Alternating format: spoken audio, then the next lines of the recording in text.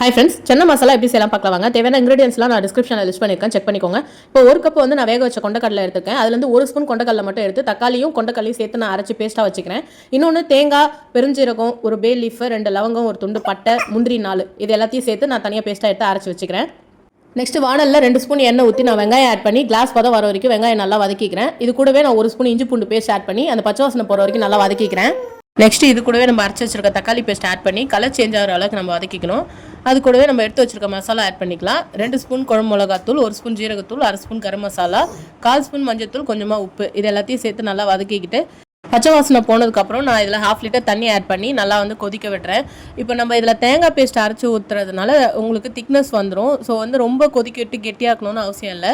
ஒரு கொதி வந்ததுக்கப்புறம் நீங்கள் வந்து கொண்டக்கடலை ஆட் பண்ணணும். கொண்டக்கடலை ஆட் பண்ணி ஒரு 5 மினிட்ஸ் வந்து அப்படியே அடுப்பில் விட்டுருங்க. மீடியம் ஃப்ளேமில் தான் வச்சு நீங்கள் இதை குக் பண்ணணும் இந்த டைமில். நெக்ஸ்ட் ஸ்டவ்வை சிம் பண்ணிவிட்டு நம்ம அரைச்சி வச்சிருக்க தேங்காய் பேஸ்ட் வந்து இதில் ஆட் பண்ணிக்கலாம். தேங்காய் பேஸ்ட் ஆட் பண்ணதுக்கப்புறம் ஒரு 2 தடவை கிளறி விட்டுக்கோங்க. சீக்கிரமாக கெட்டி ஆகிடும். நான் இப்போ வந்து அதை தட்டு போட்டு மூடிக்கிறேன். மூடிட்டு ஒரு 5 மினிட்ஸ் வந்து அப்படியே விட்டுடுறேன் சிம் பண்ணிவிட்டு. அவ்வளோதான், சென்னை மசாலா ரெடி ஆயிடுச்சு. நம்ம இதில் வந்து கொத்தமல்லி தழையும் கஸ்தூரி மெத்தியும் போட்டு நம்ம இறக்கிடலாம். எப்படி இருக்குன்னு ட்ரை பண்ணி பார்த்துட்டு கமெண்ட் பண்ணுங்கள். தேங்க்ஸ் ஃபார் வாட்சிங்.